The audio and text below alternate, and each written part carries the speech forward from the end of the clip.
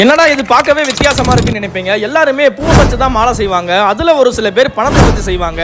ஆனா இந்த மாதிரி ட்ரை ஃப்ரூட்ஸ்ல மாலை செய்யறது உங்களுக்கு எத்தனை பேருக்கு தெரியும்? நம்ம தேனி பிசிபட்டி இந்த பிரிட்ஜுக்கு ஆப்போசிட்ல இந்த ஸ்ட்ரீட்ல தான் இப்போ இலச்சி கிராஃப்ட்ஸ் நடத்திட்டு வராங்க. இங்க தான் இந்த ட்ரை ஃப்ரூட்ஸ் மாலை தயாரிக்கிறாங்க.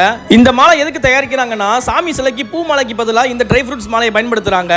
அதாவது நார்த் சைடு அங்க இருக்கிற கோயில் சாமி சிலைக்கு இந்த ட்ரை ஃப்ரூட்ஸ் மாலை பயன்படுத்துறதுக்கு நம்ம தேனி மாவட்டத்துக்கு ஆர்டர் பண்றாங்க. ஆனா நம்ம தேனி மாவட்டத்துல இந்த மாதிரி ஒரு விஷயம் இருக்குன்னு உங்கள எத்தனை பேருக்கு தெரியும்? இந்த மாலையில என்னென்ன ஃப்ரூட்ஸ் எல்லாம் பயன்படுத்துறாங்கன்னா, கேஷ்யூ, பாதாம், இலச்சி, ஆப்ரிகட், பிஸ்தா, fig, mango, dates, clove, strawberry, kiwi and mixed dry fruits எல்லாம் பயன்படுத்தி இந்த மாலையை உருவாக்குறாங்க. எனக்கு தெரிஞ்சு தேனி டிஸ்ட்ரிக்ட்லயே இவங்கள மாதிரி ட்ரை ஃப்ரூட்ஸ் மாலை நல்லா யூனிக்கா சூப்பரா செஞ்சு கஸ்டமருக்கு நல்லபடியா பேக்கிங் பண்ணி அனுப்புறாங்க. இவங்ககிட்ட பல்கா பெருசா தான் ஆர்டர் பண்ணணும் அப்படின்றதெல்லாம் இல்ல. உங்களுக்கு தேவையான ஃப்ரூட்ஸ், உங்களுக்கு தேவையான சைஸை சொல்லி இவங்ககிட்ட சொன்னீங்க அப்படின்னா இவங்களே சூப்பரா ரெடி பண்ணி தருவாங்க. உங்களுடைய ஆர்டரை சிறந்த முறையில் தரமா சூப்பரா பண்ணி தருவாங்க.